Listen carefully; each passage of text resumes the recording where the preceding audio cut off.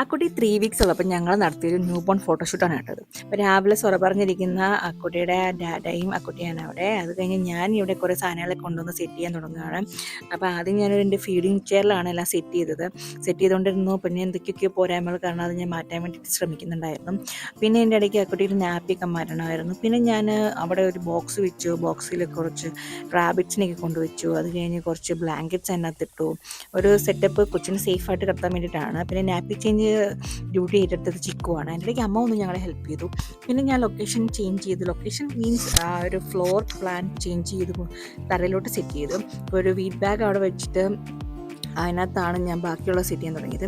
അതിൻ്റെ ഇടയ്ക്ക് അക്കുട്ടിയുടെ ദാദാ കുറച്ച് ക്ലിപ്സ് എടുത്തു തന്നാണ് ഈ കാണുന്നത്. അപ്പോൾ ഇടയ്ക്ക് ഫീഡ് ചെയ്യുക, പിന്നെ ഉറങ്ങുക, പിന്നെ ഉണരുക, ഫീഡ് ചെയ്യുക, ഉറങ്ങുക, ഉണ്ട് ഇത് തന്നെയായിരുന്നു. അപ്പോൾ ആൾ കുറച്ചൊന്ന് പോയിട്ട് കുറച്ച് നേരം ഉറങ്ങിക്കിടന്നാലും എനിക്ക് നല്ലപോലെ എടുക്കാൻ പറ്റത്തുള്ളായിരുന്നു. പക്ഷെ അതിന് കുറച്ച് ചലഞ്ചിങ് ആയിരുന്നു. ഒരു 2-3 hours ഒക്കെ എടുത്തു. പിന്നെ ക്ലൈമറ്റ് ഇവിടെ വിൻ്റർ ആയിരുന്നു ആ ടൈമിൽ. സ്റ്റിൽ വിൻ്ററാണ്. അപ്പം ആ ഒരു സണ്ണി ആയിട്ട് കിട്ടുന്ന ടൈമിൽ എടുക്കാൻ വേണ്ടി പ്ലാൻ ചെയ്തിട്ടൊന്നും നടക്കുന്നില്ലായിരുന്നു. ആൾ അത്ര കോപ്പറേറ്റീവ് അല്ലായിരുന്നു. ഒന്നുറങ്ങും, ഞങ്ങളൊന്ന് ആട്ടി അവിടെ കൊണ്ട് കിടത്തപ്പോഴത്തേക്ക് ആൾ സഡേന്നും പറഞ്ഞു ഉണർന്ന് വരുമായിരുന്നു. അപ്പം ഞങ്ങളൊരു 3-4 വേരിയേഷനിലാണ് ചെയ്തത്. ഒന്നൊരു ഏഞ്ചൽ മോഡലായിരുന്നു ചെയ്തത്. പിന്നെ ഈ കാണുന്ന റെഡ് മോഡലാണ് ചെയ്തത്. പിന്നെ നമ്മൾ ആ ഒരു ക്യാമറയൊക്കെ വെച്ച് ആ ഒരു ഫിഗറൊന്ന് സെറ്റ് ചെയ്തു.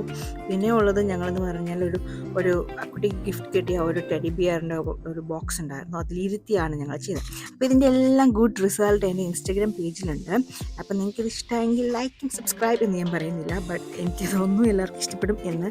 അപ്പോൾ ഇതായിരുന്നു ഞങ്ങളുടെ കുട്ടിക്ക് വീട്ടിൽ നിർത്തിയ ന്യൂ ബോൺ ഫോട്ടോഷൂട്ട് വീഡിയോ.